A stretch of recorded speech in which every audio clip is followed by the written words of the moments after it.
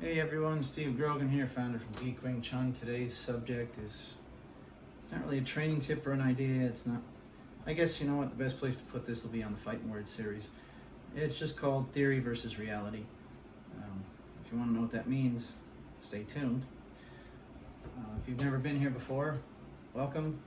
This is a channel that's devoted to providing training tips and ideas for people who want to get better at Wing Chun but can't make it to class as much as they like. So if that's you, hit the subscribe button and the bell icon and you'll be notified of when we have that footage up. But every now and then I like to go off on tangents that might not necessarily be training tips but might give you things to think about. And one of them is theory versus reality. So what do I mean about that? Well, Wing Chun is known as a theory-based art or a concepts-based art, and no one really knows what the heck that means. To be honest, I'm not even clear. It's just like, I mean, why can't you say that about any martial art? I don't understand, but maybe someone can answer that. Put it in the comments. Politely. If you're going to be rude about it, I'll ignore it. But anyway, why am I picking this topic for today? Because I'm just thinking about, you know, all of the, well not all, but some of the people who fight in tournaments and say they know Wing Chun or they use Wing Chun, and then people say, well, that doesn't look like Wing Chun. Well, it's because you're practicing things in a lab, essentially, in your class. That's just theory, that's theoretical. You know, just like there's a difference between theoretical physics and applied physics, same thing. And you might find what you calculated theoretically didn't exactly work when you tried to apply it. One great example of this would be the infamous combination of Wing Chun techniques, Bong Sao and Lock Chop. Oh, I didn't have my fingers closed up there like I should. Or Bong Sao Lop Palm Strike, or Bong Sao Lop Punch. If you think about it, no one in reality, you think about somebody who wants to fight you. Come on, man.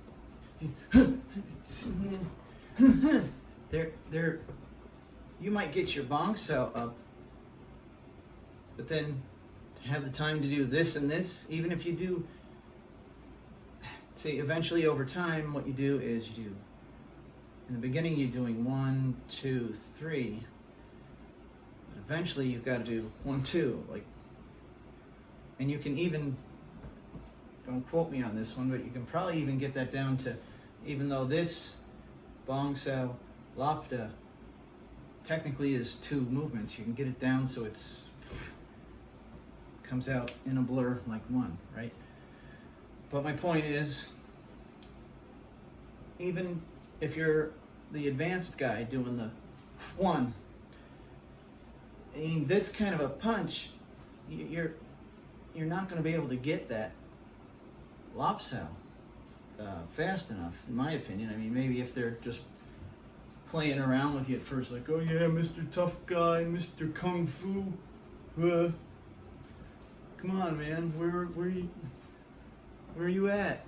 And they're doing like slow crap like that to test you before they start to really unload and get into it.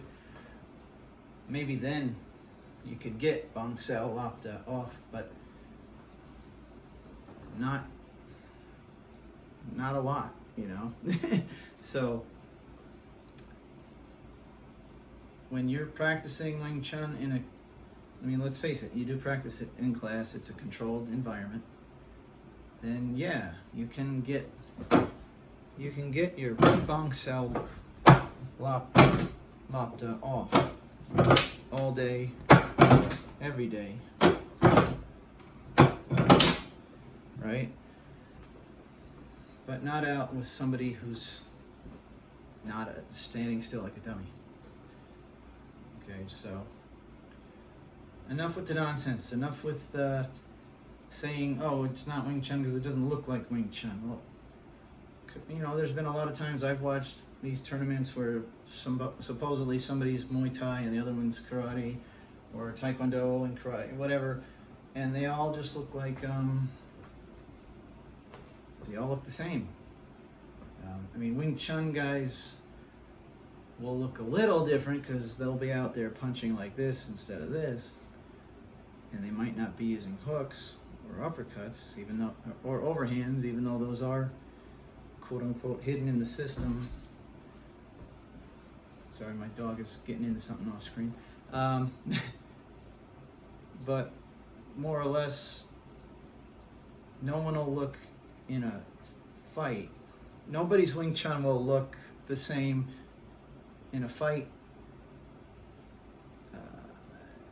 How am I trying to say this? I'm saying it the wrong way. Like, I know what the Wing Chun you see in a class is not going to be the Wing Chun you see in a fight. And just because they don't look the same doesn't mean someone's not doing Wing Chun. It's just that there's a difference between theoretical and applied. Okay, so in fact, I'm going to retitle the video that.